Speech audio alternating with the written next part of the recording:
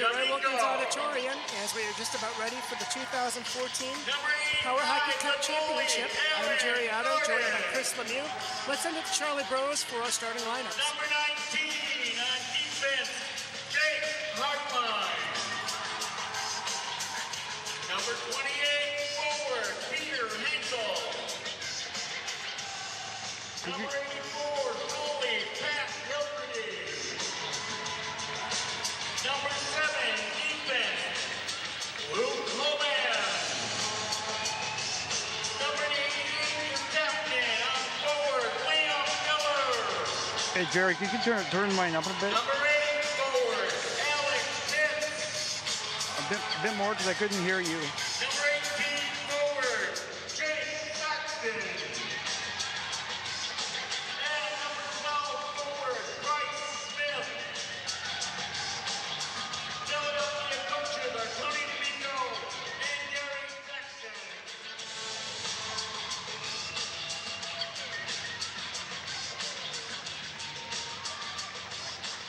And now, for your hometown Minnesota Saints, beginning with number 1, Ben Hefner. Number 5, Josh Livergren on defense. Number 9, goalie Sarah Heinz. Number 10, forward Jacob Lundquist. Number 14, defense, Cindy Hughley. Number 16, defense, Dan Hughley. Number 19, forward, Joe Hughley. Number 20, forward, Matt Wimmerman. Number 64 on defense, Gordy the Wall Foster. Number 81 forward, Josh White. Number 87, new captain, Chad Wilson on forward. And number 88, Christina Kent on forward. Your coaches, Josh Holler and Brian Little.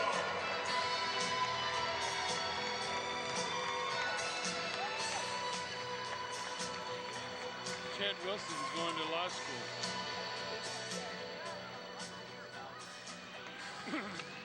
Now, please join us as we honor America with Rick Hurst singing our national anthem.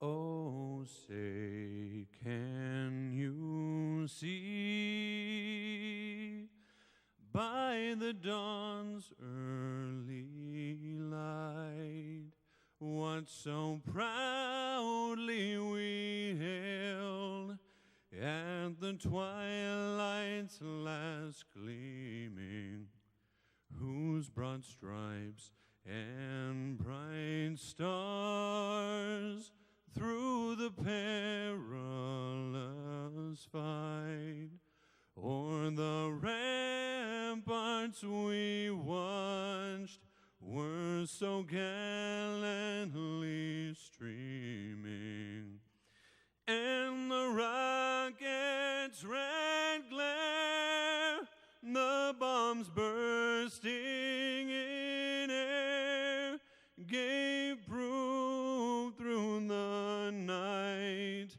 that our flag was still there. Oh, say, does that star-spangled banner yet wave o'er the land of the free and the home of the brave?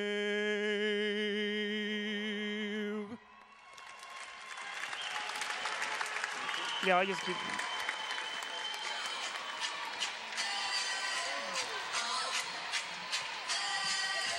Okay, we'll be ready to start here in just a minute. The Philadelphia power play in black jerseys and the Minnesota Saints in white, silver, and black. I'm joined here by captain of the Michigan Mustangs, Chris Lemieux. Chris, of course, you're familiar with both of these teams. What do you look for in tonight's matchup? Hey, it is going to be a battle. You have the two-time defending PowerHockey champions in the Minnesota Saints. They're at home. You know, they're obviously the favorite, being two-time champions. But honestly, do not count out this Philadelphia team. This is a young, exciting, powerful team. They have a lot of skill, a lot of passing. I'm looking forward to an exciting game. You've got the two top scorers in the tournament. Chad Wilson with 23 points, that's 20 goals and 3 assists. And young Jake Saxton from Philadelphia, he has 24 points with 16 goals and 8 assists.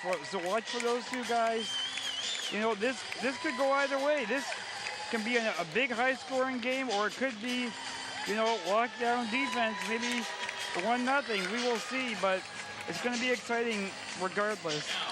As you mentioned, Chris, Philadelphia with 7 players, 18 or younger, and again led by Jake Saxton, who was only 11. He had 2 goals in their game against Calgary, as Calgary was up 2-0 pretty late in the game, and then Philadelphia got on the power play, made it 2-1, scored very quickly after that, and then won in the extra session. Yeah, like I said, you can't rule out Philadelphia. I think, you know, you'll see on some of these teams like Calgary, they've been here, they've won this tournament 2 times, and they beat them, and now they're coming to Minnesota.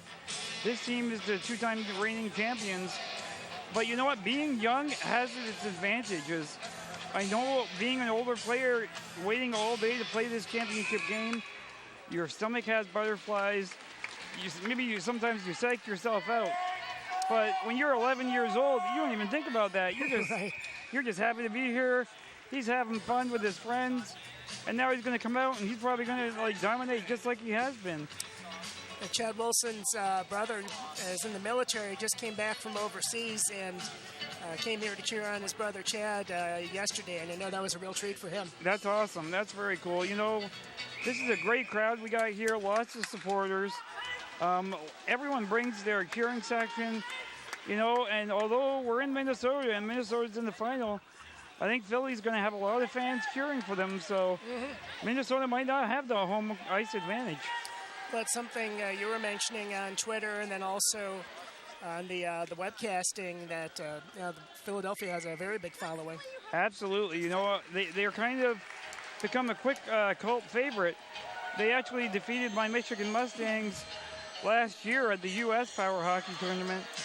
And we saw just firsthand how good they are. You know, I met Jake Saxton about 3 or 4 years ago when he was 7 years old. And he impressed me then, but he is above and beyond what I totally expected. And he's only 11, so he can only get better. And he's dominated this tournament. Right. Yeah, it is very scary.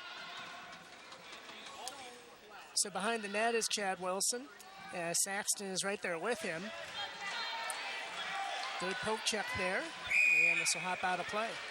Yeah, you probably won't see these two players leave the court all game unless something goes wrong with their chair or we see an injury.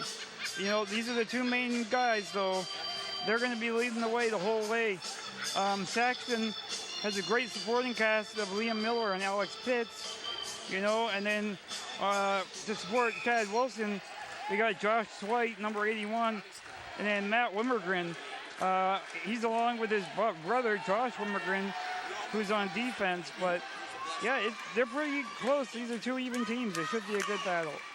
Well, Josh has had an excellent tournament, 4 goals, 5 assists. The second leading scorer for the Saints is Chad Wilson, has 20 of their 27 goals.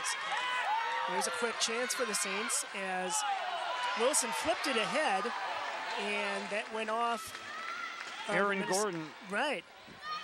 Yeah, Aaron Gordon, she actually played with the Carolina Fury a couple of tournaments ago, but now she's found a home in Philadelphia. And she's been doing great in goalie. And I got to give credit to their defenseman too, Jake Hartline. He's been facing some shots and really keeping it away from Aaron. Sarah Heinz on the Minnesota Saints. She is always a top-notch goalie, and she hasn't failed here either. She's kept up. Oh, wow. Ooh, nice shot. Great scoring chance there. Saxton intercepts it. Yeah, you're right, Chris. This is Sarah's third PowerHockey Cup, as she's been the starting goalie for the Saints in each of those 3 tournaments. Yeah, my team, Michigan, has faced her many times, and she always seems to shut us down. Like, everyone thinks this is Chad Wilson's team, but Sarah Heinz is a huge part of this and a huge part of their success.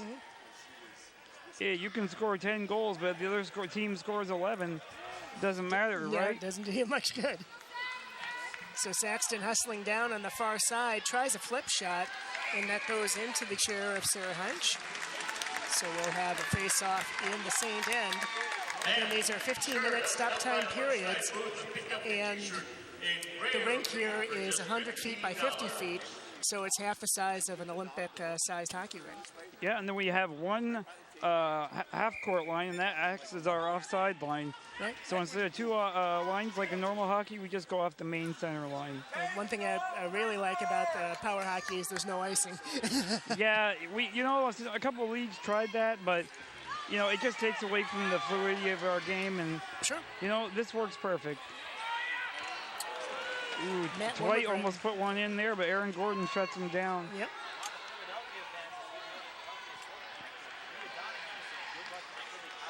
Good pressure put on by the Saints.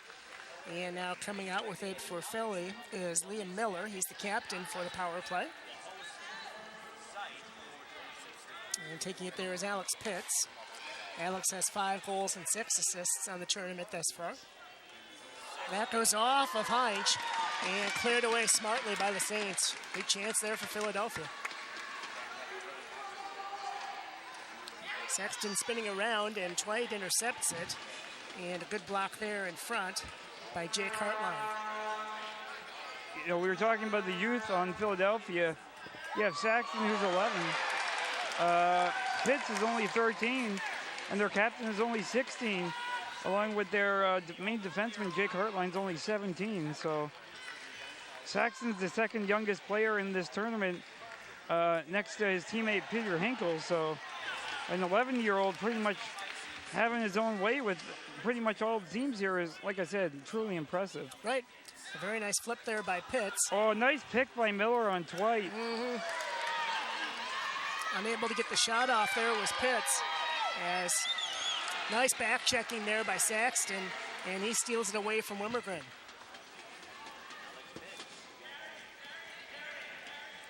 Coming around to the far side is Pitts. And he will flip this all the way in, and that goes just behind Heinz. Yeah, I think both teams are a little bit hesitant to go all out right now. Maybe we're seeing a little bit of a defensive strategy, but I have a feeling this might be a 1-0 game. But if we start seeing a couple goals, this could turn into a goal fest. We could be seeing maybe a 6-7 goal game for each team. And of course, in the quarterfinals, you gave the Saints all they could handle before they ended up pulling out 4-3. Yeah, we played them a lot, and we kind of know that there are different tactics and stuff. But yeah, it just wasn't happening for our team. But I'm still proud of my boys, and Philly has played hard. They played well, and they deserve to be in the final. So 9:42 remaining in the first period. Not much has changed as far as I don't think we haven't seen any line changes yet. Right. Yeah, this is probably gonna, just like maybe you see in basketball, the coach is gonna shorten up his bench. Wilson tried to come out with it. And there's Wilmergren. Now 4 players fighting for it. Dwight comes out with it. Doing a nice job. Dwight is a big, strong guy. Used to be a football player. He still has that football mentality. Right. As you can see on the back of his chair, I believe that's his old football jersey he wears. It's that yellow jersey. Sure. Interesting. So, yeah, he's big and strong. You can't forget about him. Great That move was there our by problem. Saxton. Sure. Yeah, we followed Wilson too much. Nice head save by Josh Rumagren. Yeah, it was a good block in front.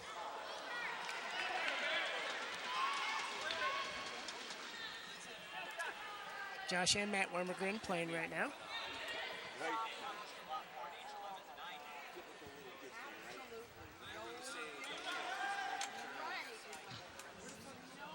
So now Pitt's trying to control it there in the corner. Again, this is a rectangle compared to an oval for an ice hockey rink, which makes it a little more interesting. Yeah, and, unlike our other previous tournaments, we're now using this sport court. So I've noticed that the ball doesn't bounce as much on this sport court. So maybe in previous tournaments, the ball would bounce possibly midway through the offensive zone, and it would go high enough to go right in the goal. Sure.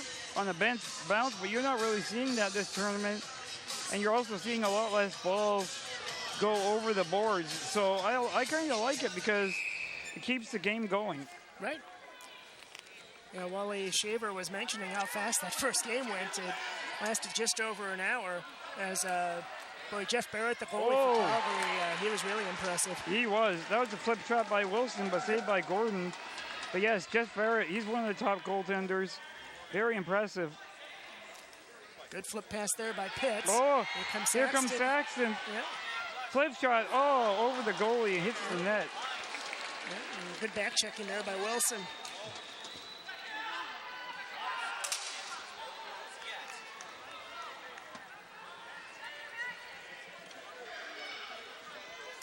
So Wilson comes out with it again. Tries to spin away from Saxton, and he does. Good pick there by White. Oh, you gotta watch out. Yeah. He can score from pretty much anywhere. That shot goes just behind the net.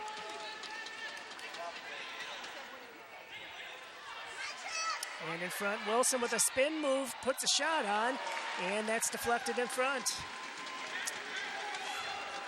Good save by Gordon. Oh, now Pitts. Watch, I'm guessing he's going to flip shot. Yeah. Oh, yeah, there it was. Just wide.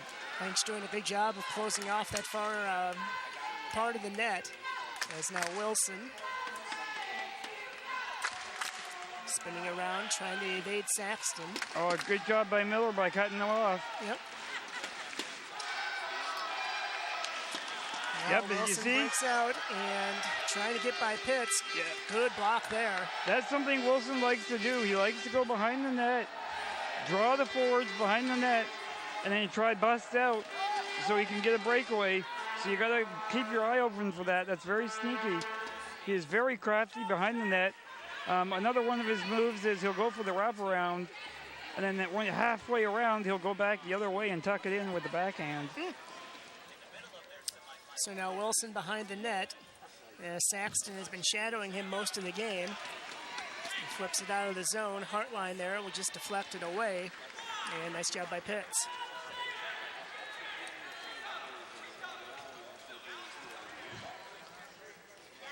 Good block there in front by Wimmergren.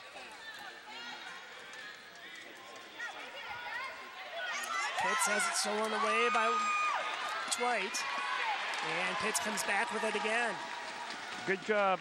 Great defensive work. See, that's part of our sport. You know, Dwight might be twice as strong as both those guys, but they're just as fast, or if not faster. Yep. So they're able to catch him up and stop him from having a good shot on net. Very high in the air and over the net. So we'll have a face-off just to the left here of Gordon. That's got to be difficult for a goalie because you're going from one post to the other and you're not really able to see behind you, obviously. So you're really relying on your defenders to tell you where the ball is. Absolutely. You know, that's a good point because, you know, a lot of the goalies, they can't turn their heads and they can't see behind them, you know. So like you said, communication is key. You really have to work with that defender. But as you can, both teams are following the same strategy.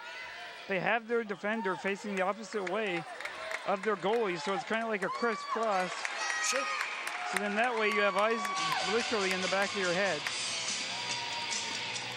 We are on Twitter If you want to ask a question, you can use hashtag PowerHockey Cup, and I'll try to answer any of your questions you might have.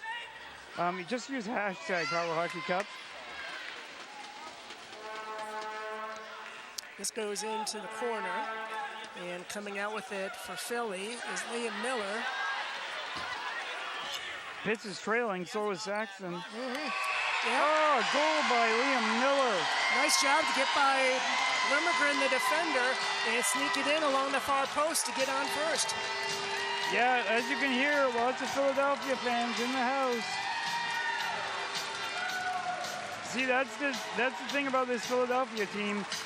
You cannot let one go, right? So here we go. Oh, Miller just sneaks it in there. I think Hines was paying more attention to Pitts and Saxton behind her, and then when Miller just saw the gap he needed and put it right in. Great play by Miller. For the power play, number 88, Liam Miller, unassisted. That is his 8th goal on the tournament, 2nd on the team. Of course, to Jake Saxton. So a big early goal for the power play. And they're not on the power play, but the team names the power play.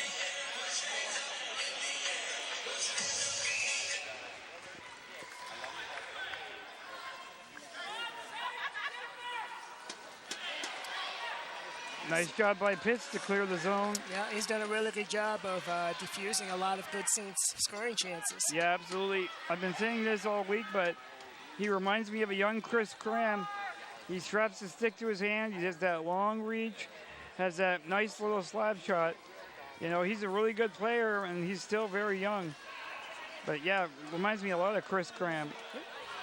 Chad Wilson getting a screen from Twite, puts a flip shot on, and that's knocked over the net again by Aaron Gordon.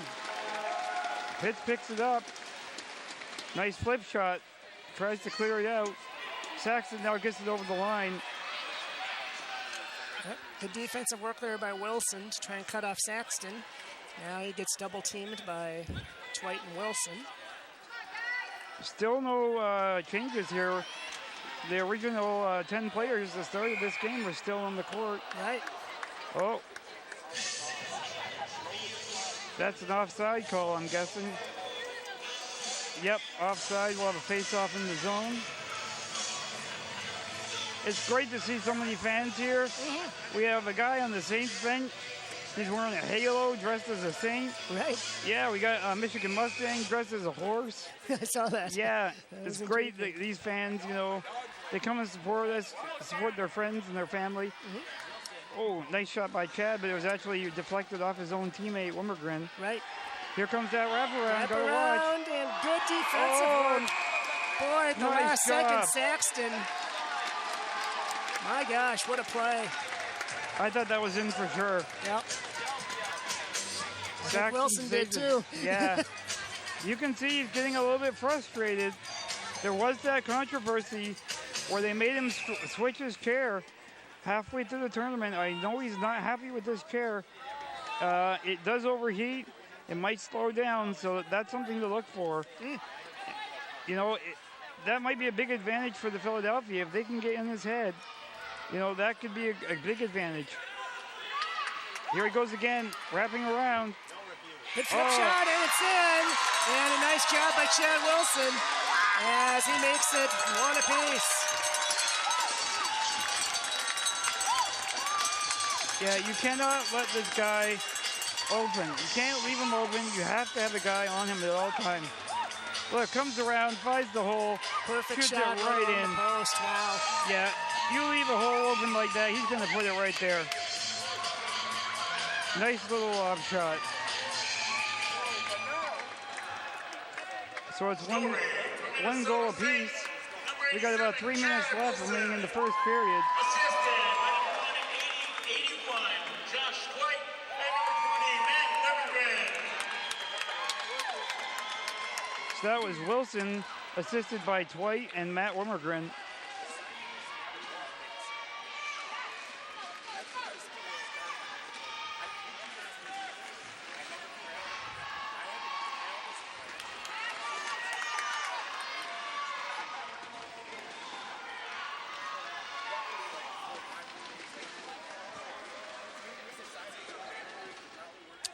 Nice job by Saxton as he gets away from Wimmergren. And it's stolen away by Wilson again. 2:20 left to go here in the first period as we're now tied up. Wilson with his 21st goal of his year, and now it's 2-1. Sneaks another one in from almost half court. Yep. Like I said, can't leave him open. He can score from anywhere.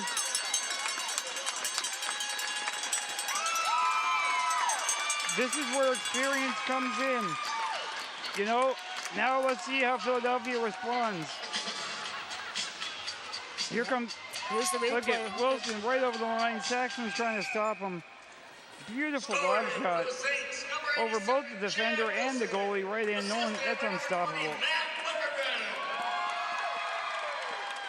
Well, that's a case of where Wilson Philadelphia just did backed everything into they Saxon. could to try and thwart Wilson, but excellent play for his second goal of the game. Absolutely. They got to communicate, Philadelphia. You have to know. Yep. Oh, we got a penalty on Chad Wilson. This is a humongous opportunity for Philadelphia. Yeah, this is only his third penalty on the tournament.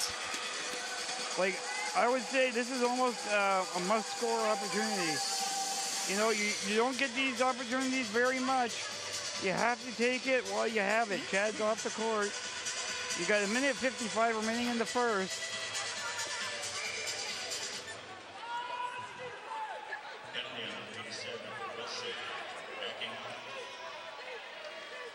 So that is actually dangerous driving on Chad Wilson for backing up too much. You cannot back up more than 2 chair lanes at a time, or that is considered dangerous driving. Pitt's trying to sneak it in, can't manage to get it saved by Hines.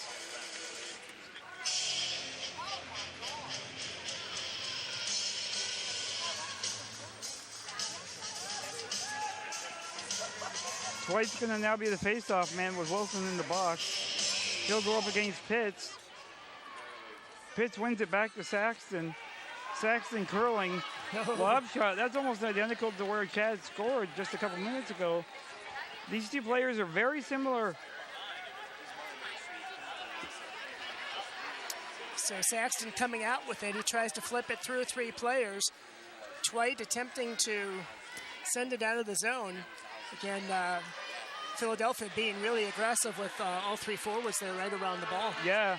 Saxton might have to look up a little bit more. Pitts was wide open on that weak side. I think he maybe should have passed it instead of shooting it there for Jake. Does another shot, but saved by Hines. Yeah, that goes just wide of the net. Nice job by Josh Wimmergren. Excuse me, that's Alex behind the net. Nope, that's Josh. Oh, my mistake. I'm sorry. That's okay. Yeah, we got the brothers, Josh and Matt. Right. Yeah, Minnesota selects. They also have a pair of brothers.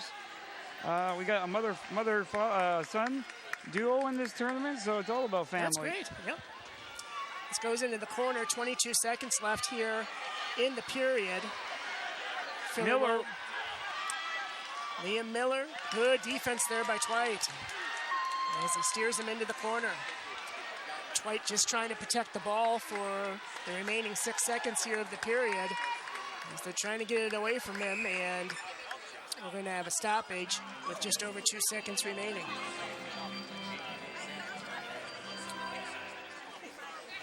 So Wilson will come out of the box with 5 seconds into the second period. So he's going to remain on the bench for the remainder of this period. Dwight's going to take the face-off against Pitts again. The 2 strong guys. Yeah, nice job by Dwight. Using his body to protect the ball. And that'll do it for very exciting first period. Philadelphia getting on the board first on an excellent end-to-end move from Liam Miller. But then Chad Wilson showing you why he's the leading scorer in the tournament, as he now has 22 goals in just over 5 games. Very impressive. Very impressive, yes. We knew this was going to be a tight game, 2-1. You know, you can't get much tighter than that. Like I said, Philadelphia experience, it might come back to bite them, you know. They're a very young organization, very good young team. I don't think they've been down in this tournament very much. You know, they've been leading a lot of their games. but they find themselves down 2-1 here. They did come back last night and defeat Calgary in overtime, so they do have it in them. But, you know, you got to be wondering what the coach is saying to them right now. Sure.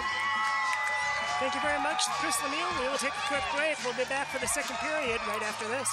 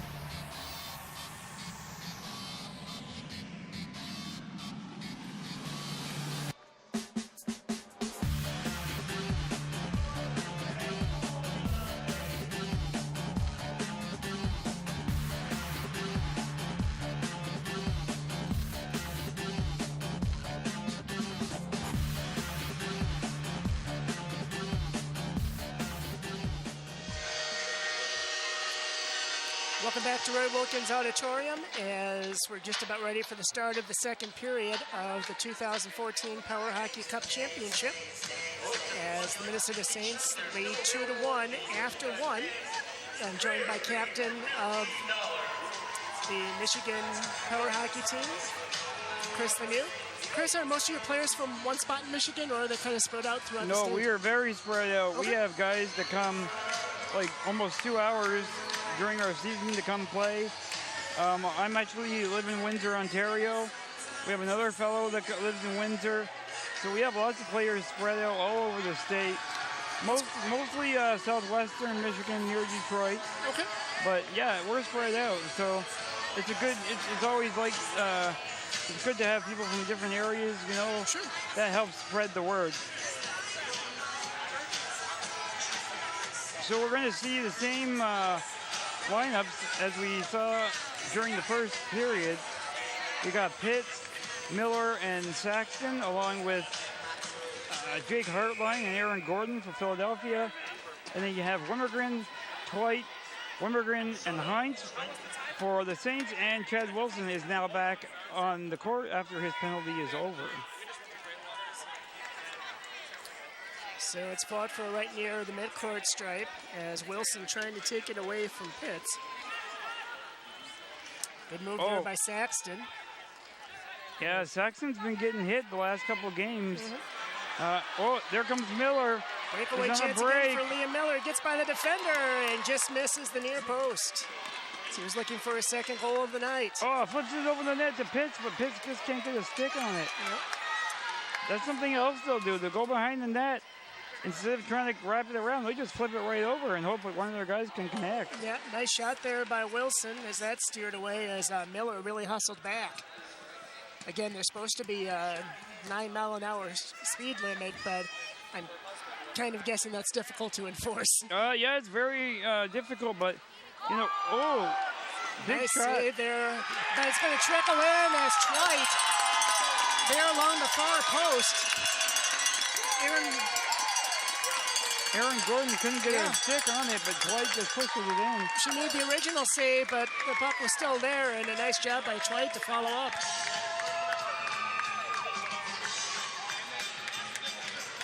Yeah, just under the chair. You know, it's hard. There is a 1 second rule. If it's under the chair for 1 second, it should be a save, but that was just maybe under a second, so the ref let that ball stay alive, and Dwight just pushes it in.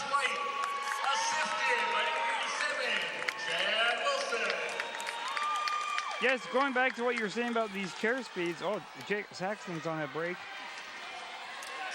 Yep. Yes, Power Hockey has enforced now a 9-mile-an-hour rule. Saxton actually got challenged last night after the Carolina game.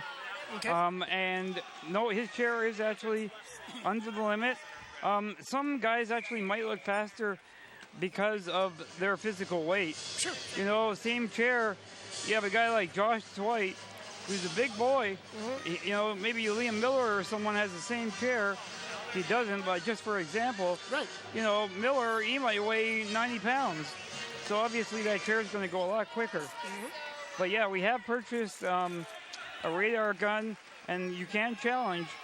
But if you try challenge a player and he is under the 9 miles an hour, then your team will get assessed a penalty. Game penalty, sure. Yes. That shot goes just wide of the net. Now Wormegren trying behind the net. He leaves it for Wilson. Wilson follows him like a lead blocker.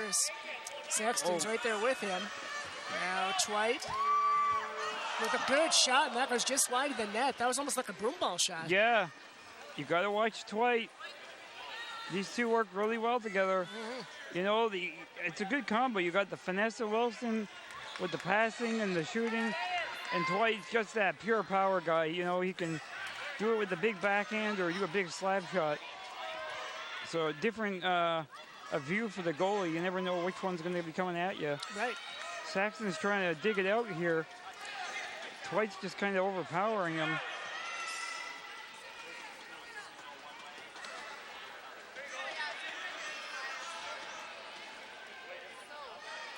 So now Saxton steals it away, and we're going to have a stoppage. Oh, I think Dwight's chair might have gone out of gear. Okay. Yeah, that's the problem you have a lot of the time. The gearboxes are on the side, so maybe sometimes unintentionally or intentionally, you might go by, if you flip that gearbox down, the chair is disabled. Sure. So, and that can be dangerous for the chair because that can ruin the motors. Right. But yeah, there are guys out there who are maybe a little bit dirty, and not saying that this happened now, but I know back in our game this afternoon, we had a player, he was getting his chair turned off by the opposition, so that's kind of a little dirty trick. Yeah, that's you know, when sure. the refs aren't looking, just press the off switch. But yeah, that's not very sportsmanlike in my opinion. So yeah, they're gonna try to fix Dwight's chair here. Yep. No timeout has been called, but they're trying to fix it. This is the coaches, Josh Haller and Brian Little. As again, you see a lot of similarities to NHL jerseys. Of course, Philadelphia's symbol very close to the Flyers. And the Saints jerseys actually are really reminiscent of the LA Kings. Yes, very much so. You know, the Mustangs, we actually wear jerseys similar to the New York Rangers, and you've seen, sure. you know, Calgary, they're actually one of the home teams. They actually, yeah, they look exactly like the Flames. Yeah, very impressive. I really liked how the jerseys have got the flaming wheel. Yeah, awesome.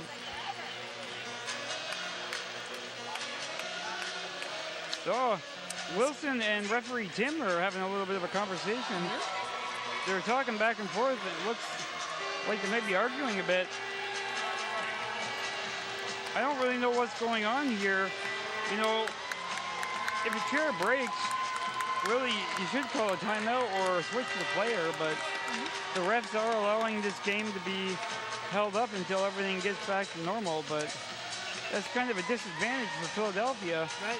If I was their coach, I'd be telling them to take Dwight off and continue the game. But we'll go back and same lineups. Wilson wraps around, watching to lob it up here. Dwight goes to the net. Yeah, look what I said, lob. Oh. Nice save by Gordon, but Dwight's right there. She got it in the one hop, and Dwight tried to stuff it in. Yeah. And good job by the Philadelphia defense. Yeah, you got to watch Twite going to that net. Now, if he doesn't have the ball, you can't impede him from his lane because that would be interference, but you have to keep an eye on him. And once he does get to the net, then just get yourself in front of him. Yep. Nice Oh, save again by Saxon's Aaron going Gordon. around, got round one. Yep. Can't get right, the other two. Well, good back checking by Twite and Wilson.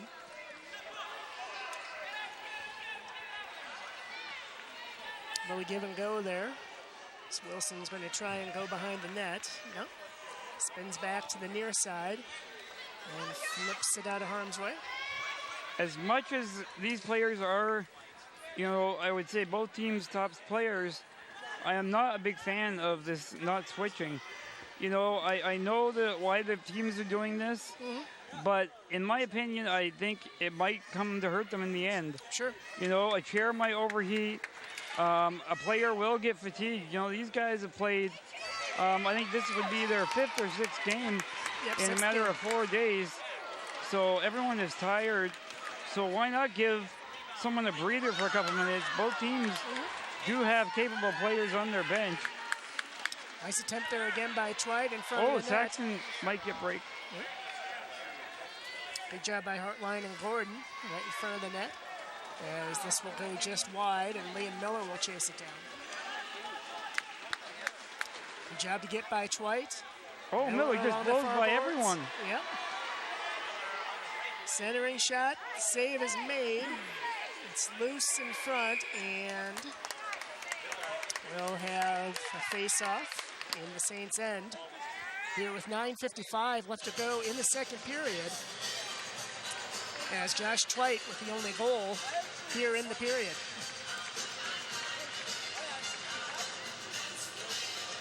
Remember, if you have a question or a comment, you can contact us on Twitter. We don't actually have access to the main account right now, so if you would like to ask a question, just use hashtag PowerHockey Cup. Hashtag PowerHockey Cup. I'll try and answer any questions you might have.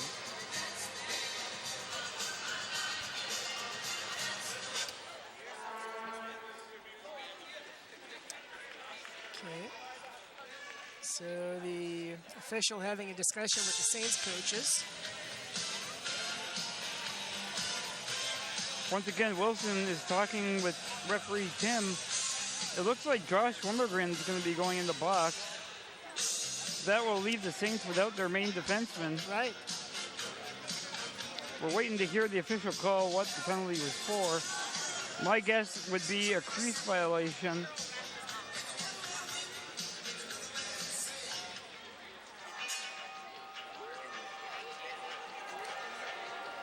Of course, you see this a lot in ice hockey. If you accidentally get knocked into the crease, does that count against you, or do you just have to get out right away? They say you have to make an attempt to get it out right away, Sure. but, you know, I think it's a very hard thing for the referees to distinguish because, you know, these carries, once you go forward and stop, you can't go automatically back. It does take, you know, a couple fractions of a second where maybe the ref might interpret that as you not trying to make an effort to come out of the crease. Right. But, yeah, you can't have your stick or chair in the crease if the ball is not in the crease. But as soon as that ball enters the crease, it's a free-for-all. So the second power play chance for the power play. Oh! Good flip shot, and that goes just right through the crease and right by Sarah Heinch. Yeah, Philadelphia really have to take this opportunity and score. They didn't score on their last power play. They're leading 3-1. This would be ideal. No one's covering pits on that weak side. Nice job by Wilson. As he gets a little screen from Twite. Wilson using his body to protect the ball, and he gets top shelf shorthanded goal, and already a hat trick for Chad Wilson. Chad Wilson scores again. Nice little stick handling. Here we go. Goal. He gets away, stick handles it. Left, right through both the goalie and the defender. Now, I noticed on that goal, usually Jake Hartline of Philly and Aaron Gordon, they face opposite ways, and now they've actually gone back to facing opposite ways. The Heartline was actually facing the same way as Gordon, and that might have cost them because, you know, there's that huge hole, and when Chad Wilson's coming down, that's just, you know, that's dessert for him. Dwight trying to control in the Philadelphia zone. Good defensive work there by Pitts and Miller. Yeah, once again, Heartline's, oh, now he's turning around. But yeah, I would suggest he just stays on that opposite direction. Like I said before, that's a huge advantage. It gives you eyes and going both directions. That's actually a shorthanded goal by Chad Wilson. Philadelphia is still on the power play. Right. Dwight puts a shot on, and that goes just wide. I think it might have hit the side of the net. As now Liam Miller trying to come out with it. Good poke check there by Wilson. Yeah, this is almost, like I said, this is a must-score situation for Philly. The hole is getting deeper and deeper. Yep. Good save by Sarah Heinch as one of the better scoring chances there for Philly.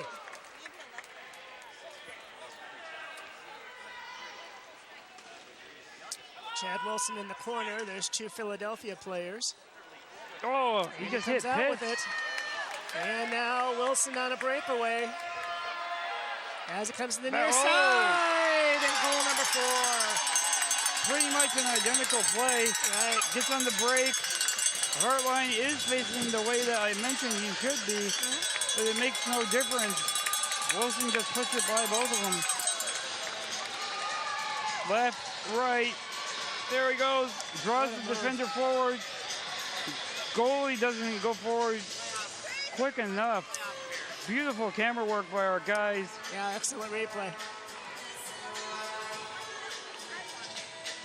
Now it's 5-1. Saints over the power play with 7:30 remaining in the second period.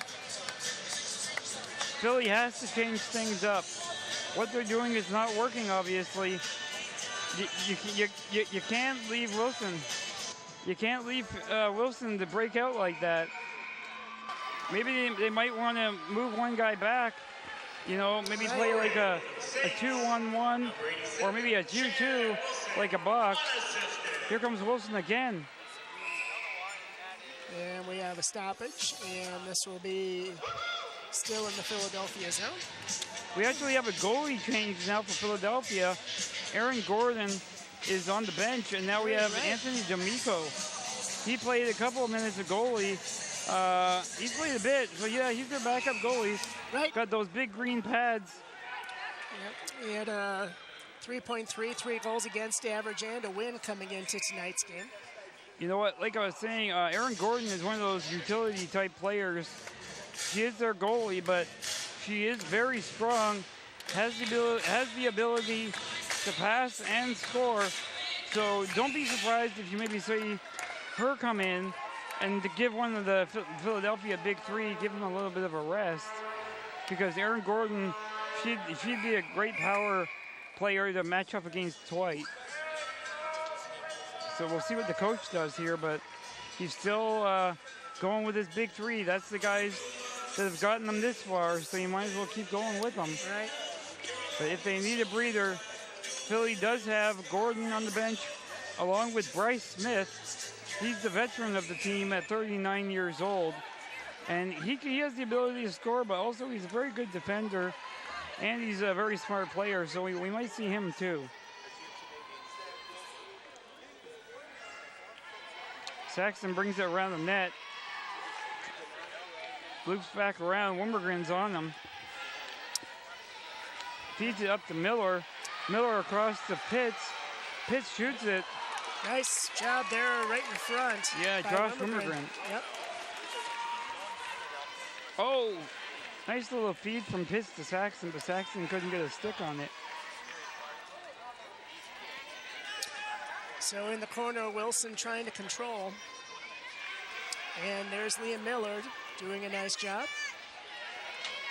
And good defensive work there again by the Saints as they clear the zone. So the Saints are aiming to win their third straight PowerHockey Cup, while the Philadelphia Power Play are aiming to win their first. They are the reigning United States champions, Right. but they have not won a Power Hockey Cup. This is the farthest they have ever gotten in a Power Hockey Cup. Am I reading this right, that Philadelphia doesn't have a level 1 player? They didn't. Whoa! Nice shot, but it hit the top post. They didn't originally, but I believe Alex Pitts did get changed, and now he is wearing a red ribbon, so that does mean he is a level 1 player. Okay. So for you, those watching at home, red ribbon means 1, white means 2, and yellow means 3. Here's Saxton on a breakaway, and he sneaks it in along the near post. Nice goal by Saxton. Keeps the game, keeps his team in the game. Yep. This is their guy.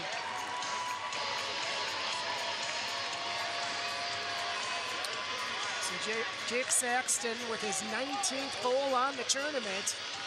And a big one as that cuts the Minnesota lead to 3. Nice feed up the court. Saxton's wide open. Cheeks around the defender. He can't turn around. Hines has no chance. Nice shot by Saxton. Yeah, it certainly was. But as you can see, like I was saying, Saxton and Wilson are very similar. Those goals that they've scored are all very similar. That was a goal by Jake Saxton, assisted by number 8, Alex Pitts. So going back to the levels, a level 1, you're only allowed 1 level 1 on the court at all times. And you must have a level 3 on the court at all times. I was noticing that with Calgary, or actually it was Ottawa. Mohammed Awad and York were trading off, and I would guess they're both level 1 players. Yes. Yeah, we made that rule because, you know, this sport, back when it first began, was intended for the lower strength players. So we just didn't want to get to a point where teams are bringing 5 or 6 of these big guys, and then it turns into maybe like a wheelchair basketball type of thing. You know, so it's a nice rule to have. You can have as many level 1s as you want, but you just can't only play one at a time. Sure. Yeah, both Calgary and Ottawa both had 2 levels 1s, so they were switching it back and forth. Right, Falconer, yep, also. Yeah, Falconer and Paul. It's a really nice luxury to have. So Wilson trying to control it there along the far boards, and this will flip out of play. Folks, don't forget to visit the concession stand for some great food. We got about 3 minutes and 39 seconds remaining in this second period. The Saints lead the Philadelphia power play 5-2. Wilson's going to take the face-off against Pitts. Also defensively for Calgary, they won the third place game 3-1. Nathan Grossklaus really had a great game. Yeah, Nathan is a very, very intelligent player. You know, he knows where his teammates are. He knows how to score. He knows his limits and plays within those limits. And that makes it for a very nice player. He's a great leader, and he led his team to that bronze medal game. Sure. Of course, Kevin Confara had 16 goals going into your 5th place game. How does he compare to a Saxton or a Wilson? Kevin Confara, he's a very strong player. He's not so much skilled on stick handling, although he is a very good stick handler, but he is a very powerful player. He's a strong guy. He's, I would compare his strength to maybe of a Falconer or maybe a Dwight, but he has that ability to put the ball where he wants it. So he has very good accuracy, and he can score. So yeah, we rely on him a lot, and he's our guy. Yeah, I've known Kevin since he was about 10 years old. Now he's 20. Yeah, it's been very exciting to me to watch him grow. Right. Again, in the quarterfinals, you almost knocked off the Minnesota Saints. Did you do anything special to try and keep Chad Wilson in check? You know, we got Chad and Kevin. They always have great battles. They go one-on-one. We tried to limit Chad, but you know, we left Josh Dwight open. Right. And I think he scored 1 or 2. Yep. And that ended up being the end of the game. And you know, that's kind of the same thing that's going on here. Dwight is scored. If it wasn't for Dwight, this might only be a 1-goal game. So, yeah, that's what we failed to do. But, you know, I'm really proud of my guys. So Wilson will take the face-off against Pitts. And that must have been nice considering you. I'm sorry, Chris. When you lost to the Minnesota Selects in the pool play and then come back to beat them as well as you did in the fifth place game. Absolutely. You know, we were a better team. We started this tournament off as, you know, we lost one of our best players over the last couple of years. So coming to this tournament, we had to try to change our style a little bit. And it took us a couple games to find it. But I'm proud to have my guys finish. And we finished with 2 wins today, so you know we'll go home with a smile. And at the end of the day, you know there's going to be 1 winner and 7 teams who aren't going to win. Right. But we all come here. We have a great time. We help the sport grow. We introduce the sport to new people, new players, and that's what it's all about. I was talking to Jake Saxton, and he was talking with Chad Wilson and his brother, and you could tell they get along just fine. You wouldn't see that between, say, the Blackhawks and the Red Wings. Oh, but, no. Again, you see a lot of great sports and really talented players out here. Yeah, lots of friendships are made at these tournaments. You know, it's something special. And now with social media, you know, Facebook, Twitter, these guys can stay connected throughout the years. Yep. Nice shot by Saxton, but it really was. Yeah, they just went Sarah off the top Hines' of the head. net. And again, Hines doing a big job covering that far post as Wilson being shadowed there by Miller. He spins away. Oh, what a pass to Twite. It gets caught up in Hartline's chair, and now Twite has it behind the net with 90 seconds left. Good play by Saxton there. Saxton on the break, flips it. Oh, goal by Jake Saxton. Puts it right behind Sarah Hines. From that angle to be able to get it along the far post, that is really something. That is his specialty. He comes down that line. You think he's going to go front end, and he sneaks it in the back. My team's the Mustangs. We've been victim to that many times. Here it comes. Like I said, he comes down the left side. Shoots it right. Really nice little flip shot. Boom. Corner. You can't stop that. No. Right over the defender and the goalie. Beautiful. Hey, Philadelphia has made this a game. It's now 5-3. They're not going down without a fight. They want this.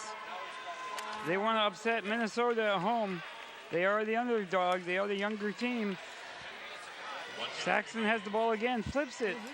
Nice job behind the net. Now Wilson able to get it away from Miller on a good play along the back wall. Philadelphia should not concentrate on scoring right here. I think they have to concentrate on not making a mistake and letting Minnesota put the lead back up to 3. Right. I would think considering it was 5-1 that Philly should be pretty happy only being down by 2. Exactly. Count your blessings for the next 30 seconds. Don't allow a goal, and then get a breather and get a word from your coach. Oh, lob shot. Flipped very high in the air. That hit the bottom of the board, so it stays in play. Now Wermegren behind the net. Oh, here comes.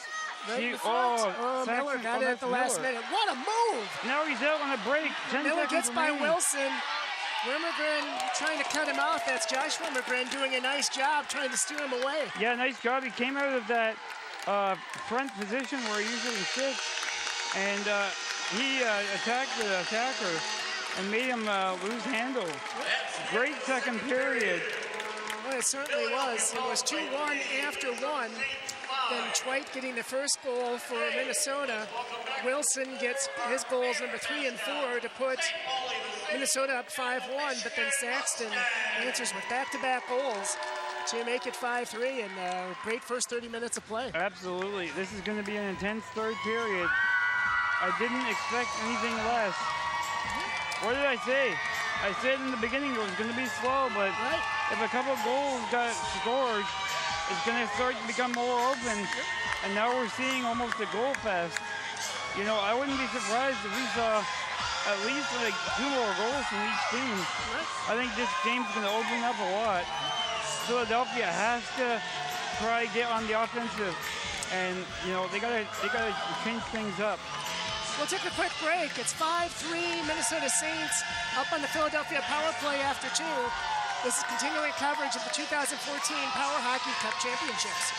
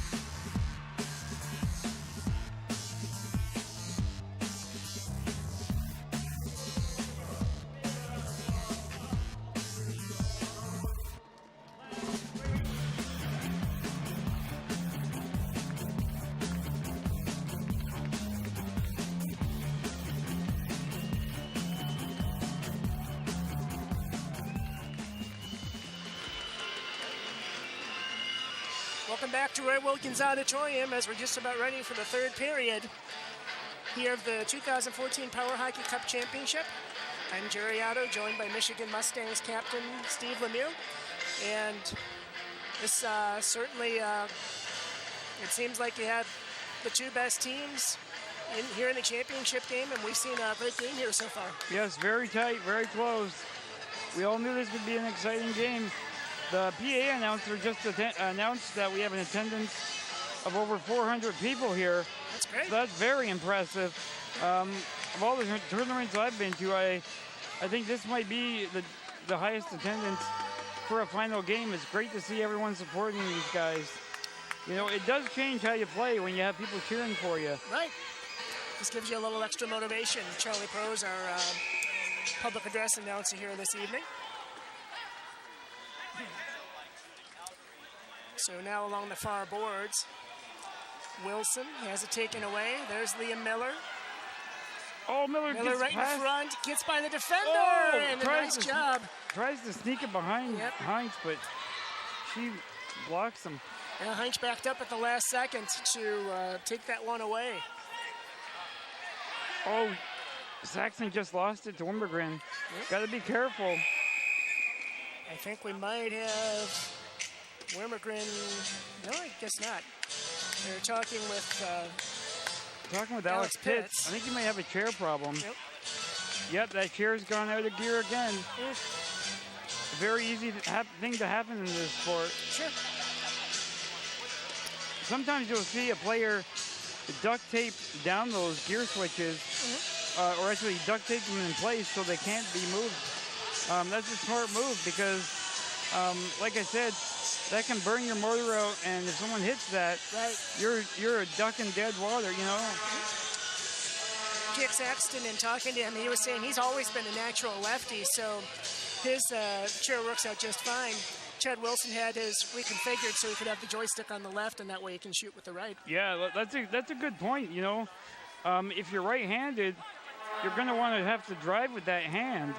But, you know, if that's your dominant hand, you might also want it to play with that hand. So, you know, the skill of these players to be able to drive at these speeds in this limitation, along with stick handling, it takes a lot of skill. Saxton Good feeds it centering up to pass there Miller. for Miller. Miller coming in on a breakaway. Oh, passes to Pitts. Oh, great job as he tried to get it by Heinz, and it was blocked at the last second. Boy, it was a long developing play, but boy, it sure turned out. I have well. a feeling that might be a set play for Philadelphia because that's very familiar to a goal that they scored against us. Yeah, Miller fed it to Pitts, and then I think Pitts was trying to feed it back to Miller so he could sneak it in, but it didn't work. But that's very similar. Like I said, this Philadelphia team is very well coached. They're prepared. Just hoping they can execute these plays they have. So Chad Wilson going over by his bench. See, yeah, Wilson's trying to suck in those two forwards and then try to break away, but the ball goes over the boards, so we'll have a face-off. One thing I noticed with these boards, they're made out of foam, and so you don't get much of a bounce off them as you would, say, a regular hockey board. Yeah, that's the one negative part about it, is you don't really get that good, strong bounce. You know, maybe you lead a break or something, it does kind of die. But on the other hand, if we did have a hard set of boards, I think we would see a lot more injuries to the players as well as the referees. Sure. You know, these refs, they're brave in my opinion, you know. These chairs are fast, they're hard, they're heavy, and they got to jump in and out of these chairs and over these boards. Right. So, yeah, it's a good thing they're soft. Nice save there by Heinz. As again, the clock is Minnesota's ally, as the Saints still lead here by 2 with 13 minutes left in regulation. So Saxton hustling down along the far boards. He's hounded there by Wilson.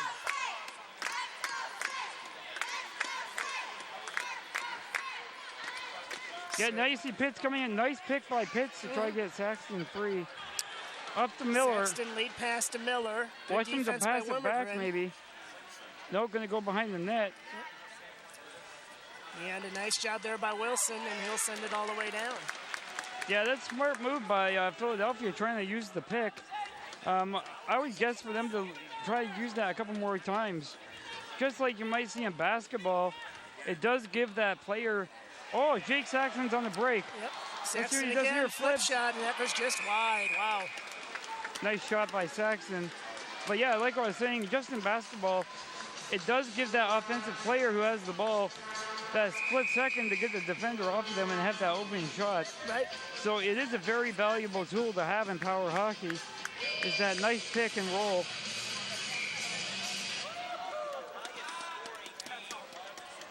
So now that's blocked again. By Josh Wimmergren. Yep. Doing a nice job. Yeah, Wilson is very methodically handling the puck, taking his time. Look, he doesn't care if he goes up and scores. He just wants to waste time. Flips it on There's Noel. that flip shot and a nice save there by the new goalie, Anthony D'Amico. Again, he came in for Aaron Gordon at about the midway point of the second period. Yeah, D'Amico's been impressive. But like I was saying, I'm kind of surprised that we haven't seen Gordon come out maybe for just a couple minutes to give a players a breather. She is a very capable player, and she does have a long, hard shot.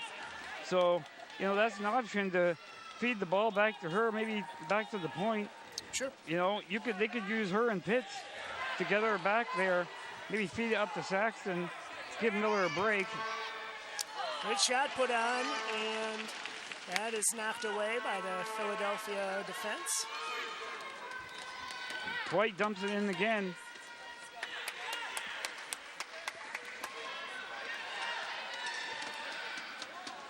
Saxton trying to send it forward, and that'll hop over the boards. 10:54 left to go here in the third.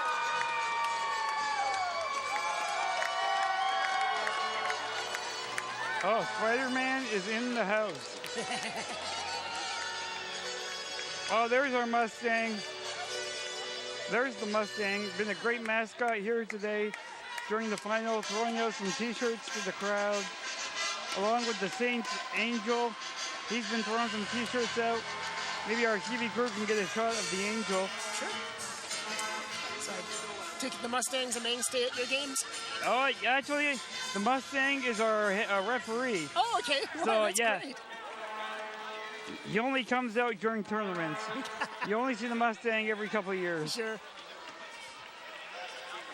Yeah, but the Mustang is a great volunteer. He's been with us for many years. Great person. He's actually going into occupational therapy, so Super. this gives him a lot of experience. He's a great person, great guy. Right. Jake Saxton trying to take it away there. It's caught under Liam Miller's chair. Now Wilson, he'll take it. Tries to get by Pitts. Good job by Pitts to cut him off. Yep. Wilson controls, though. Flip shot. Nice save there by D'Amico. Oh, Troy tries to feed it back, but Wilson can't get a stick on it. Now he does, but it's under the chair. Another save by D'Amico. Anthony D'Amico has been very impressive. He's almost got his team back in the game by stonewalling Wilson here. We're still down by 2 with just over 10 minutes remaining.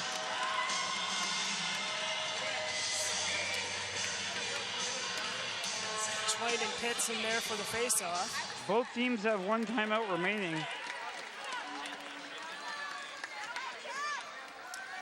Good job by Saxton in the corner. Miller's going to come for some help.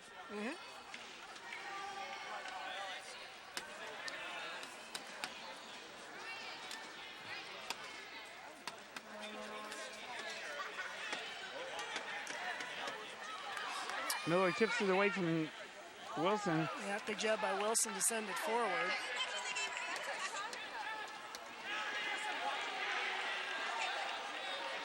Oh, Pitts.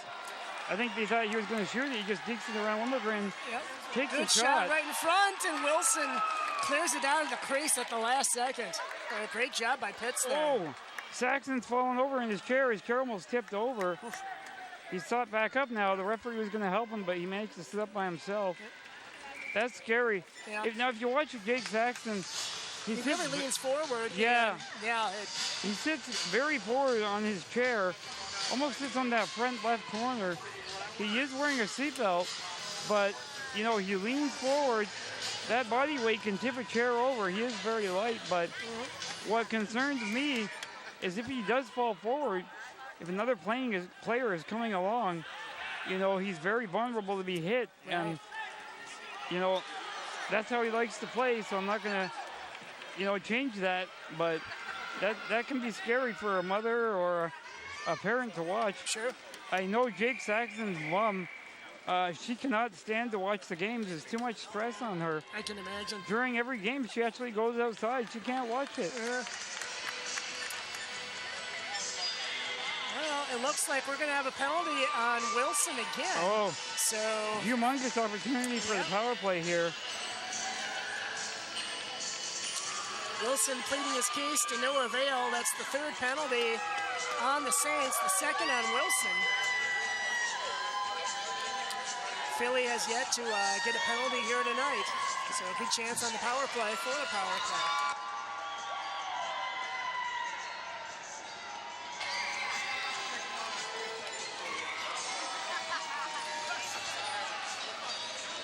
Now the Mustangs just going around scaring babies. Magic Man the Mustang. Yeah. It's got a good ring to it. Oh, well, the Magic Man is actually one of our former players, but he wears that jersey in tribute to him.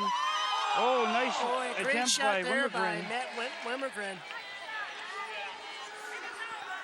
I was just noticing Jake Hartline's chair. He's got the Philadelphia Flyers logo there in the main wheel. That's pretty neat. Very cool. And he has the Philadelphia Flyers license plate I see on that, the back. #1 fan. Yeah, Jake's dad, Eric, is actually a pro photographer for the Phillies and the Flyers. So Jake gets to go to a lot of the games. That's great. Yeah, very lucky guy. So now coming down 3-on-2 out of the power play. That goes nice just shot by wide of the Hitch. net. A nice bounce and rebound and put in again by Saxton. Beautiful and now play. he has a hat trick. That is beautiful. Like you were saying, you don't get much bounce off these boards, but Pitts managed to hit it hard enough Okay, he gets the bounce and gets it right to Saxton. Here we go, the bounce. Beautiful, right to Saxton. Yep. And he's not going to miss that. Exactly. 1 goal game. Philly is right back in this. They came back against Calgary all in the third period last night to tie it and then send it to overtime where they won. But, yeah, this is a brand new game. That penalty was costly by Wilson. That was a power play goal by Saxton. So almost at the midway point of the third period, it's a brand new ball game as it's now 5-4. As Jake Saxton scoring the last 3 goals, an actual hat trick. That's what you want your main guy to do. He has to step up in this situation, and he does. Very impressive for an 11-year-old. Remember, this is the second youngest player in this tournament, and he has pretty much been dominating. Very exciting to watch. Pitch with the long shot, but it goes wide into the corner. Wormegren will leave it, hoping Wilson can pick it up.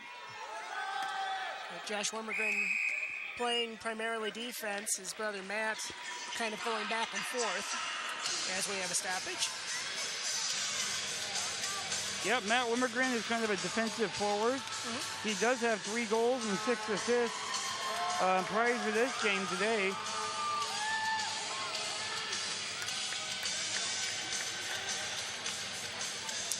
Yeah, Power Hockey Cup final. You couldn't have asked for a better game. That's for sure. You know, you don't want to have a blowout, and I like to see goals scored. I don't know if I would like to see a 1-0 game. But the score is 5-4 with 7:20 remaining. It is anyone's game now. The Minnesota crowd has kind of quieted down here. They were starting to get rowdy, maybe thinking that the cup was in sight, but oh, they've been quieted down. Pitts keeps it in the zone, and oh my! It's sticked away by Twite, and he almost accidentally knocked it in the net. Pitts just tried to keep it in the zone, but he almost ended up scoring through Twite. Yeah, you got to watch that high stick. You know, Twite's trying to save his own team, but that could have been deadly. Is it similar to hockey towards the crossbar? Yes, actually, that's the new rule. Okay. Previously, it was the armrest of the player, but because all armrests on like different players are different heights, we decided that the crossbar would be the best indicator for the referee.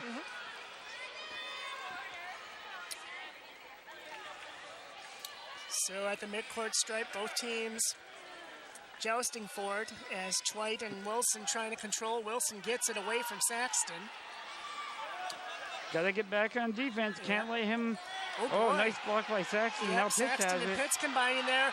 Flip shot and a last-second save by Heinz at the 6:23 mark here in the third period.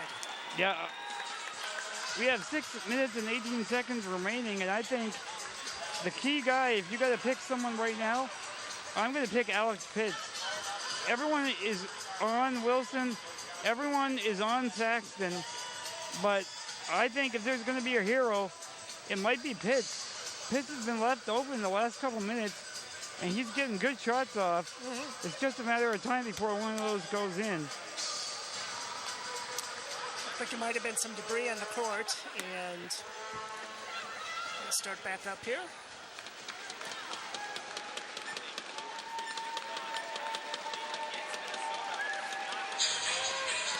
Jake Saxton actually talking to his dad and head coach Gary Saxton, giving him a little bit of advice. Jake, for only 11 years old, a very, very intelligent player. His dad tells me he has natural hockey sense, natural hockey ability. Very proud of his son, but, you know, when it comes to you like that, ooh, did you see that? Oh, that was a beautiful flip shot. Sure. Just hits the crossbar. Penalty number 4 in Minnesota is a crease violation called late on Josh Wormegren. Wow, I didn't see that. So once again, Philadelphia is on the power play. Have a chance to tie it up. Under 6 minutes left. We got to remember, last time they had a power play and Wilson wasn't in the box, he did score a shorthanded goal. So don't get too over excited and try score. You have to play smart here if you're Philadelphia. Right.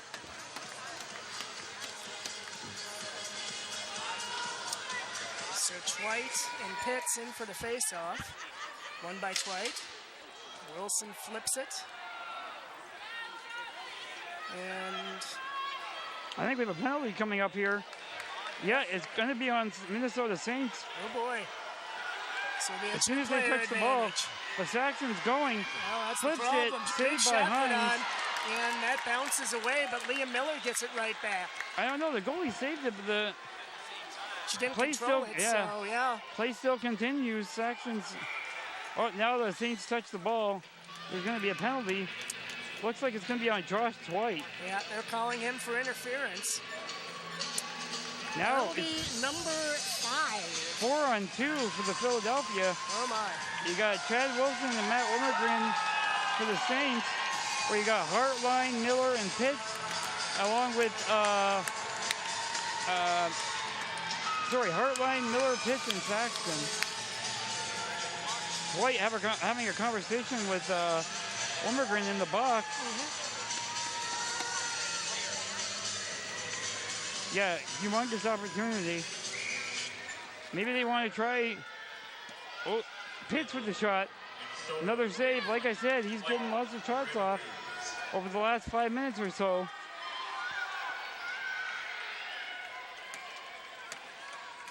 Yeah, Wilson's just trying to waste time right now. You have to make an effort to move the ball. You can't just sit on it. Referee Tim blows the whistle. What's going to be a call here? It's going to be a penalty on Philadelphia. Oh my. Oh, wow, that's gone Alex Pitts. Yeah. That's not good news for Philadelphia. It's the first penalty of the game on the power play. Philadelphia power play, that is. We're waiting to hear from the official scorer what the penalty is for.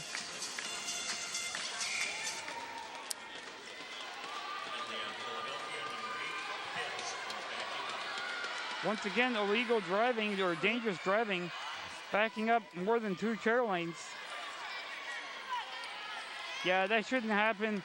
Championship game, like I said, that's something that experience will come with experience, but you know, that might burn Philadelphia right here. They had a huge opportunity with a 4-on-2 with their 3 best players. Yep. Pitts is their main power guy. Right, and they're trying to block Wilson in there along the far boards. But Wilson gets it back. Saxton steals it away at the last second. And now Hartline trying to play it, but Josh Saxton comes up with it. Now it's a 4-on-3. Or 3-on-3, excuse me. Yeah, Josh Wilmergren's back on defense for the Saints. Yep.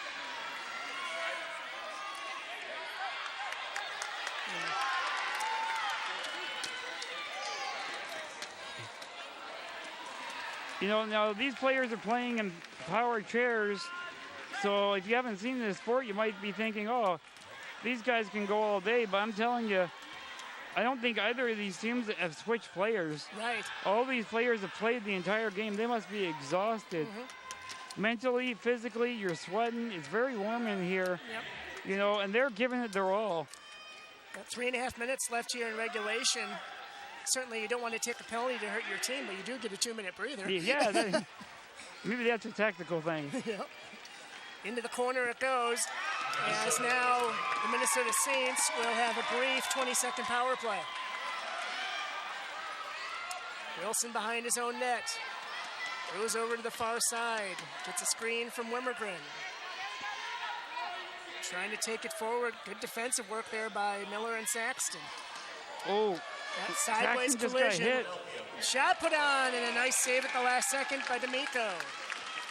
Yeah, I don't know. Saxton okay? Yeah, it looks like he's okay. It seemed like the chairs kind of collided on the side. Yeah. And I'm sure that's really common in this No, sport. but like I was saying, he sits on that corner of the seat. When you're sitting that far forward, the hits are just even more that, much more, you feel it a lot more because you're not sitting back in your seat where it can absorb some of the hits. Sure. Pitts is back in the game now for Philadelphia. 2:40 left to go here in the third as this goes over to the far corner. All the fans on the right side of the arena here, which seems to be the Saints side, they seem they're starting to stand here. Yep. They can feel it. We're starting to hear "Let's Go Saints." Matt Wormergren doing a nice job there in the corner. Now he tries to cut off Alex Pitts there. Pitts Right in brings it down. front. And great job by Chad Wilson hustling back to clear it from right in front of the Saints net. Both teams do have a timeout remaining, whether it's for a breather or for strategic reasons. Sure. I would be using it. Oh, no doubt, especially if you're Philly. Yeah. As we're under 2 minutes left to go here in regulation. There is Chad Wilson. Yeah, if they don't use that timeout, that would be a big mistake in my opinion. Yep. Coming towards the midcourt stripe. Nice backhand by Miller to get out of the zone. Yep. Good job by Wilson to steer away around Matt Wormergren. He still controls. Very methodical by Wilson. Yep. Taking his time. He knows what he wants to do. Here comes the wraparound. Wilson with the wraparound Oh! and the net. Gets Saved knocked by off its D'Amico. mooring. Yep. Or about, I should say not off the mooring. There aren't any moorings, but you know, I'm surprised with the size and the power of these chairs that the net doesn't get moved around more often. Yeah, it used to, but these nets are very heavy now. Okay. But yes, like I was saying, we usually play on a gymnasium floor, so the nets do seem to slide a lot more when we play those games. And just as we talked about it, Philadelphia is going to take their timeout. Mm-hmm. Sometimes you'll see a referee standing on the back of the net if the play is remaining in the zone just to keep that net secure. Okay. Yeah, you can also see the officials along the sideboards. They put their feet along there to try and keep them from bending outwards. Yeah. Yeah, it's a very close game. Great officiating here. You can't complain about the officials. Whoever wins this game is going to win it by pure skill. Yep. Here's that wraparound by Wilson. Yep. Oh, who's that? Pitts actually gets his Pitts stick at the in there. last second. He kept his stick right there along the post. Great job by Pitts. Wilson really likes that wraparound. He also has another move where he'll go for that wraparound. Halfway, he'll stop, turn around, and then go the opposite side. Sure. I really thought we were going to see that. We haven't seen that yet. That's almost one of his trademark moves. There is the Saint. You're talking about the Mustang. Here's the Saint. Great fans and great sportsmanship here. No doubt about it. That's a 2-minute power play here timeout for the Philadelphia power play.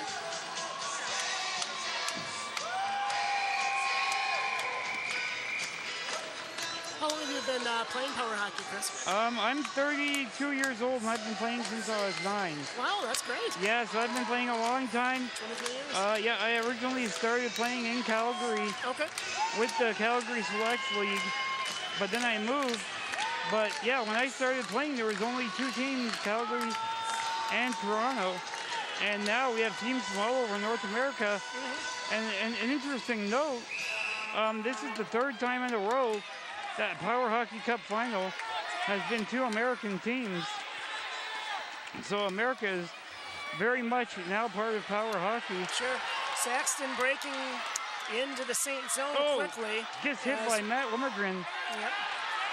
That leaves Wilson on the break. Wilson coming all the way back. Wilson puts a shot on, and I think D'Amico D'Amico saves just it got a again. piece of it. This guy has been a lifesaver for Philadelphia.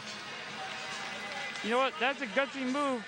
They've had Gordon in net all tournament. She led them to this point. Right. But the coach must have seen something because he pulled her pretty quick and he made the right decision. D'Amico's done the job. Sure. Wilson tried to flip it past 3 Philadelphia players, but was unable to. Pitts sends it all the way down. Now, we might see Philadelphia pull their goalie. You can do that. So Aaron Gordon would be the option to come out. Wilson very slowly bringing it forward. Boy, great job there to get behind Saxton. Yeah, Philadelphia has to pressure. Yep. They can't let him do this. No, they got to go after this hard. They only got 25 seconds left. That was a good screen there by Twite. Minnesota is on the verge of winning their third straight Power Hockey Cup. Saxton doing everything he can. Hartline there steers it away. Now Liam Miller maybe with a chance for one rush here. 10 but seconds Twite remaining. with a good play. There's Wilson again as the clock counts down. 3, 2, 1. And the Minnesota Saints have now won back-to-back North American Power Hockey Cups. And just an excellent game, Chris. And this was a real treat. You couldn't ask for two better teams to be in the final. You know, you kind of have the present and the future. You know, the future, they thought this was their time, but they're a very young team. Philadelphia should be very, very proud of themselves. Don't hang their head low. They're very skilled, and you know what? They should be proud of themselves. A silver medal at the Power Hockey Cup, and the Saints deserve the credit. They played hard. They played their game, and it was close. 5-4. We said it was going to be close. Chad Wilson once again leading his team to his third straight championship. He was the previous two-time MVP of the final, so we will see if he can three-peat on that. Right. But Sarah Hines, I know she might give him a run for the money. Sarah Hines was very impressive in goal. Great game by both teams as they line up for the handshakes. Did I hear right that the 2016 championships will be in Philadelphia? Yes, that's what I heard this week. Okay. Brand new news. It's going to be in 2016. Philadelphia will host it. They've hosted the previous two U.S. Cups, and from experience, they're a great host. And if you can start saving your pennies now, I suggest you come out to Philadelphia because it's going to be one heck of a party. Right. So now, in 2015, is there going to be an American Championship again? I think we're going to take a year off. Okay. Just to allow our different organizations, give them that extra year to fundraise some money. Sure. Kind of take the pressure off of the people who run the organizations. I know for myself, it's a much needed break because this has been 8 years straight that we've gone to a tournament along with our house league. So, you know what, we'll take a breather and we'll be back for the Power Hockey Cup in 2016 for sure. Super. But Canada, they will have their nationals usually around May, and they will have it next year. Okay. But I think the U.S. is going to take a little bit of a break. Nothing wrong with that. Sure. And then we're going to have a fantastic event in 2 years, just like this event was. Exactly. As a player, I would just like to thank you for coming out and doing this. Oh, Chris, this has been a real treat and a real pleasure for myself and our CTV crew. Of course, Wally Shaver, he emceed the opening ceremonies, and he announced the third place game with me, which was a real honor. And now this has just been a blast. We will take a very quick break, and we'll be back for the medal ceremonies here at the championship game as the Minnesota Saints hold on to win 5-4 in an outstanding hockey game. We'll be back after this.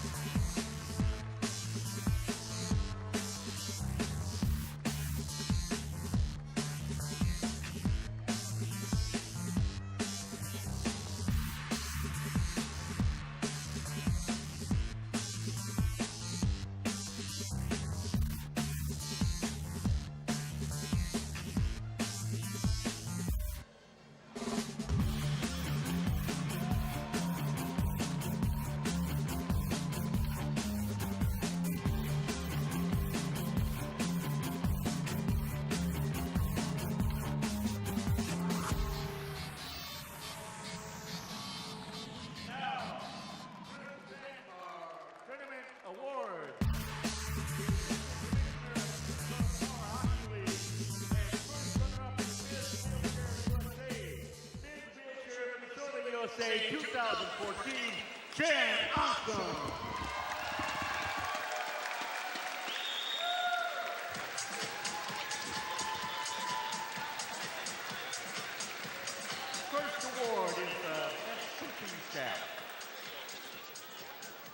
going to have the player awards here, actually the team awards.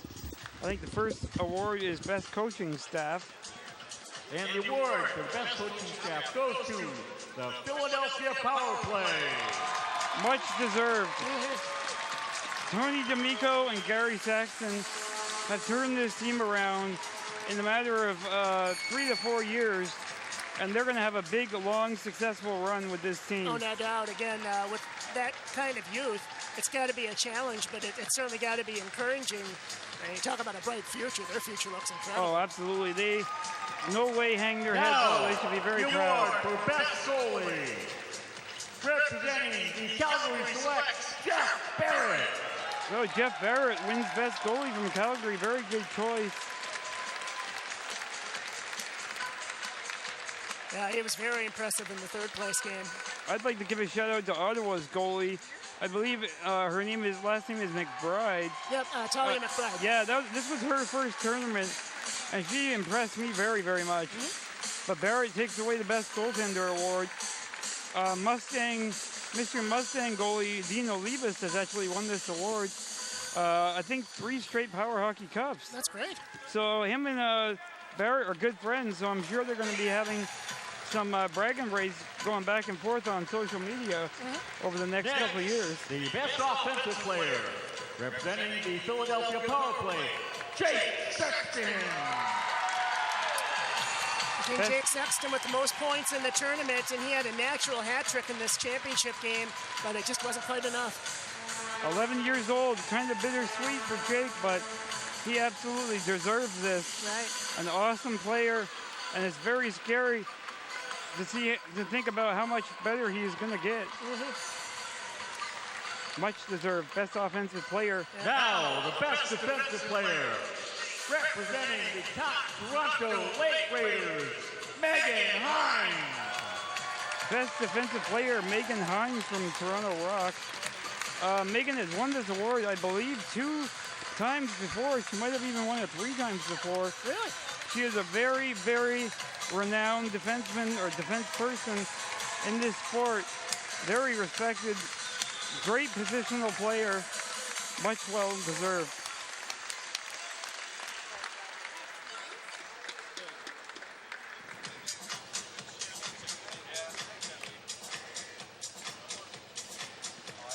And the best defensive forward player, representing the Philadelphia Power Play, Alex Pitts.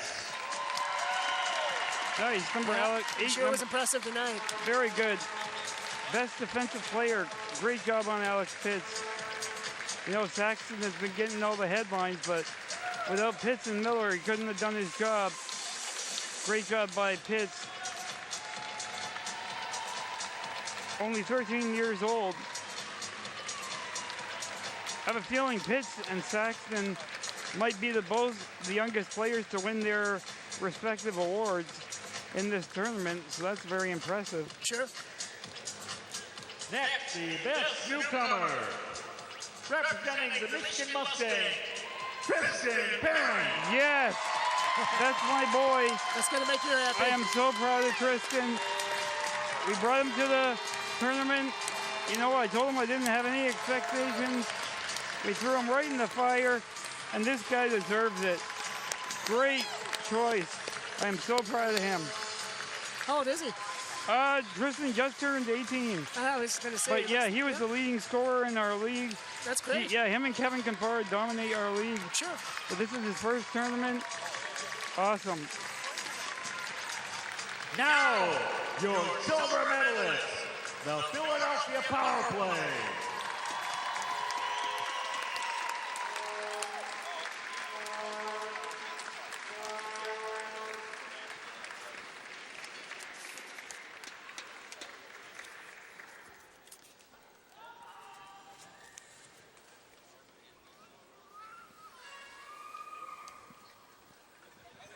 Next up, the Best Sportsmanship Award. Representing the Carolina Fury, Jonathan Greason. Nice choice. Best sportsmanship goes to the Carolina Fury captain, Jonathan Greason. You know what? Their league isn't quite as developed as other leagues, and they come to every tournament. Their heads hung high. They try hard. You know what? And that all comes from their leader right there. Sure. You know, that takes a toll on players coming to a tournament and losing. But this guy does a lot of work behind the scenes. He fundraises money, and he's always polite and respectful. Great choice. That's super. Nice trophy for him to go home with.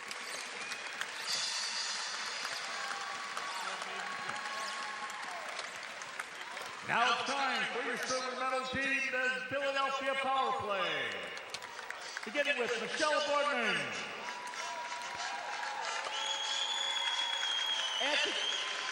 Okay.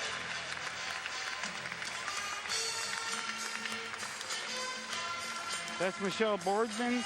We didn't see her play today, but she's a good defenseman for the Philadelphia. Here's Anthony D'Amico, played that goalie halfway through the game, changed the game. She did a great job. Aaron Gordon.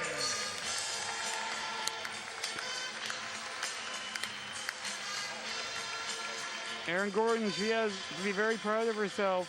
Assistant Carried this team. Jake Hartline. Assistant captain Jake Hartline. Very good defenseman all the way through the tournament. Peter Henkel. There's Peter Henkel. We didn't see him. Peter's only 10 years old. He is the youngest player at the tournament. Pat Hilferty. Here comes Pat Hilferty. He is the president of the Philadelphia organization. Okay. Yeah, this team and this league would not exist without Pat. He does a great amount of work, and he deserves this. Colban. Here comes Luke Holban. He's one of their original members. Was a forward, switched to defenseman. Very smart player, well deserved. Captain Liam Miller.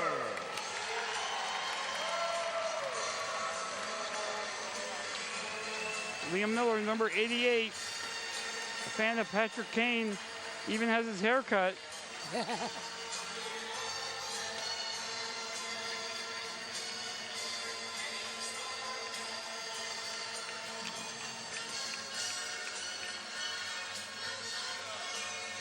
Alex Pitts.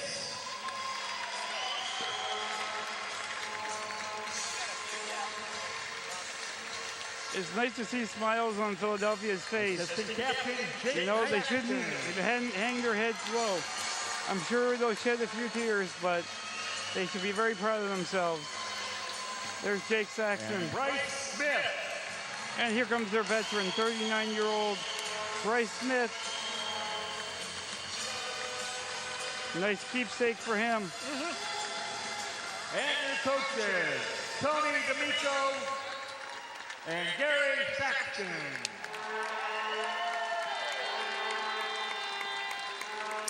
I was checking out your Facebook page, Chris. That's an excellent picture of all the teams. Thank you. Yes, that was from the 2013 U.S. PowerHockey Cup. We always like to take a humongous group shot. Sure. And that just shows, you know, after the game we are all friends and we do all stay in touch. That's the beauty of Now, presenting your tournament MVP, Jake Saxton from Philadelphia Power this. Play. Wow! Jake Saxton wins the tournament MVP and the most offensive player. Great job by Jake. This is an award Chad Wilson has won in the past, but now we might see the torch being handed over. Look at that big smile. I listened to his interview on the webcast yesterday, and yeah, just sounds like a really nice young man, and he was sure looking forward to the game tonight, I know. Yeah, they're a great family. Jake's actually a twin. He has a twin sister and a younger sister, and they're always cheering him on. Cool. Sarah Hunt from Minnesota. Oh, I called it. Yeah. Chad Wilson doesn't win his third MVP, but I call it Sarah Hines, the unsung hero of the Minnesota Saints. This is very well deserved. Yeah, especially when Philadelphia closed it to 5-4, and it looked like they had an excellent chance on the power play to tie it up. Yeah, Hines could have been rocked, but she kept her composure. She's been there before. This is her third championship, and much deserved. Great job by Sarah. For your 3-time PowerHockey Cup champions, the Minnesota Pregame. Beginning with Ben Hackner.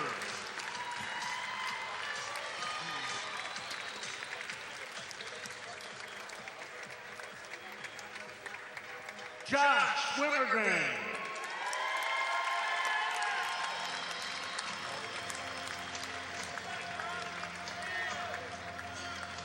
This is what they've been playing for all week. Get this chance to get the gold around your neck. There's the cup in the background. 24 games, 4 days, and 1 winner. And there they are right here, the Minnesota Saints.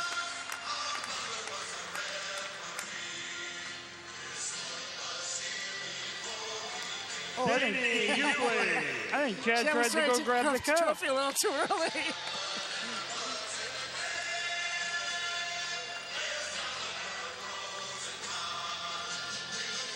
There's Cindy Hughley. She's actually married to Dan Hughley. Okay. So they are a couple. Right. There's actually a couple on Toronto Rock, too, that have a baby. Okay. But yeah. Nice. Joe Hughley. And there's Dan's brother, Joe. So we got 2 brothers and their wife and sister-in-law. Very cool. Great. Look at that beard. I'm envious. That's a playoff beard if I've ever seen one. Yeah. There's Matt Wimmergren. Gordy the Wall Foster. Big Gordy Foster, they come the wall. We didn't see him play here today, but he's a very capable defender. Sure. Nice to see him get his championship here.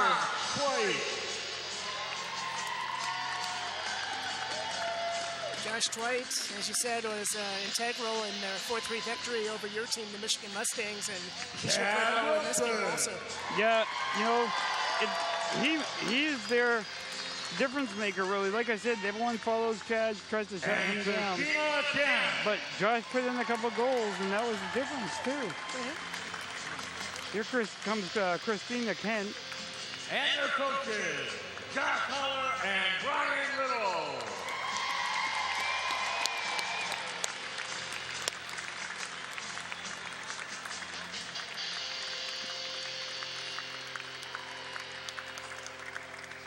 I don't know about those pants Huller's wearing, but I don't know if he thinks he's John Daly or maybe the Czech curling team. Yeah, that's a good And now we comparison. present Minnesota State with the PowerHockey Cup.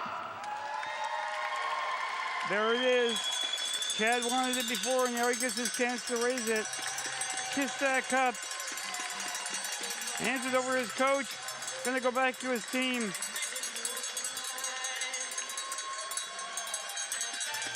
Good job by the Saints. Unprecedented. 3 straight PowerHockey Cups. Right. Of course, Calgary won the first 2, and you're originally from Calgary. Yeah, I unfortunately wasn't a part of that, but you know, it's always nice to see them win that. I always have a little piece of Calgary in my heart. Sure. But here are the champs for this year, Minnesota Saints. But this has been a great tournament all week long. Great job by the Minnesota Power Hockey League, their president, Craig McClellan, and all the many volunteers that have worked the past 2 years to make this possible. Right. Real quick, I'd like to send a sincere thanks to our crew. Ken Simonson, Teresa Renicky, who is also the volunteer coordinator at CTV, Dustin Cooper, Aaron Thomas, Jackie Gambiotti, Brandon Rickert, Director Extraordinaire John Rusterholtz, our truck tech John Salmer, who did a super job navigating some awful street situations to get here, and Shannon Hunter for putting this all together.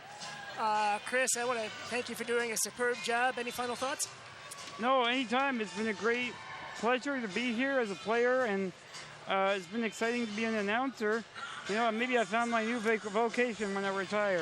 Well, I'm going to be watching my back. I don't want you to take over my job quite yet. Yeah. But yeah, it's been a great tournament, though. Thank you very much. I want to thank everybody for all their hard work and all the people here for making it a lot easier to set things up. And thank everyone for a great championship game as the Minnesota Saints, who were up 5-1, held off a valiant comeback by Philadelphia, 5-4, to win the 2014 Power Hockey Cup. For Chris Lemieux, this is Jerry Otto. We'll say goodnight here from Roy Wilkins Auditorium, and an excellent championship game as the Minnesota Saints win their third Power Hockey Cup in a row. Good night, everybody.